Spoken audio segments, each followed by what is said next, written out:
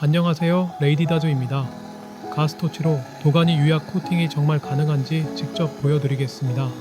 초보자도 성공하는 붕사 코팅법 지금부터 시작합니다. 새 세라믹 도가니는 유약이 전혀 발라져 있지 않은 상태입니다. 표면이 분필가루처럼 뽀얗고 금속이 쉽게 달라붙습니다. 유약을 바르면 표면이 이렇게 반짝이고 매끄럽게 변합니다. 코팅 전과 후의 차이가 크게 느껴지죠? 오늘 사용할 준비물은 새 도가니, 도가니 코팅용 붕사, 가스토치, 그리고 도가니 집게입니다. 붕사는 양념통에 담아 뿌리기 쉽게 준비합니다. 이렇게 하면 얇고 균일하게 뿌리기 좋아요. 첫 단계는 도가니를 빨갛게 달구는 것입니다. 예열이 제대로 되어야 붕사가 바로 녹아 유약층을 형성합니다. 예열하기 전에 붕사를 넣으면 토치바람에 전부 날아가 버립니다.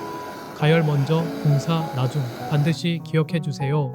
이제 도가니를 천천히 돌려가며 예열하겠습니다. 표면이 점점 붉게 달아오르는 게 보이면 준비된 상태입니다. 양념 뿌리듯 아주 소량의 붕사를 흩뿌려 주세요. 많이 뿌리면 뭉치기 때문에 정말 조금씩 뿌리는 것이 중요합니다.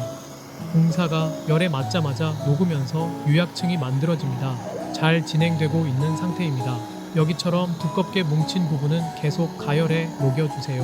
뭉침이 그대로 굳으면 내부가 고르지 않게 됩니다. 열을 주면 자연스럽게 퍼지면서 표면이 평탄해집니다. 이제 도가니를 돌려가며 전체 면에 고르게 코팅합니다. 얇고 균일한 코팅이 핵심입니다. 측면도 놓치지 말고 코팅해주세요. 양념통으로 소량 뿌리고 바로 토치로 녹여주면 됩니다. 전체 표면이 얇은 유약층으로 연결되기 시작했습니다.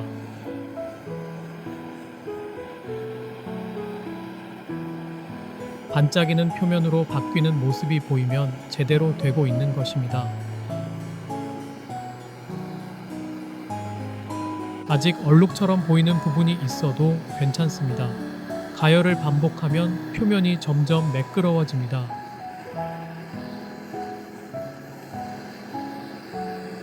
이제 내부 바닥까지 완벽하게 코팅하는 마지막 단계로 넘어갑니다. 이 부분을 빼먹으면 금속이 바닥에 달라붙을 수 있습니다.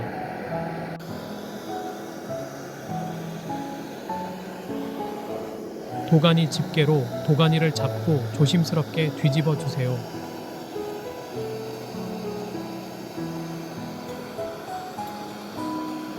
안쪽 바닥이 위를 향하도록 위치를 잡습니다. 바닥을 고르게 가열하여 내부 코팅층을 평탄하게 만들어줍니다. 내부 바닥도 골고루 유약층이 생겨야 합니다. 안쪽이 반짝이며 녹아 들어가는 모습이 보이면 잘 되고 있는 것입니다.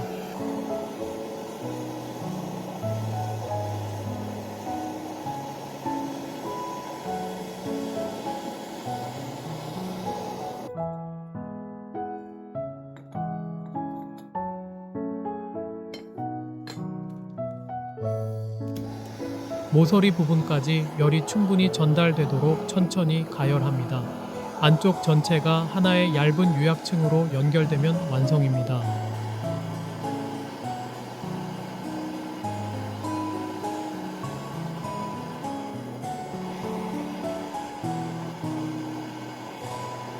이제 도가니 안쪽과 바깥쪽 모두 코팅이 완벽하게 마무리되었습니다. 균일하고 매끄럽게 반짝이는 이 상태가 이상적인 코팅입니다.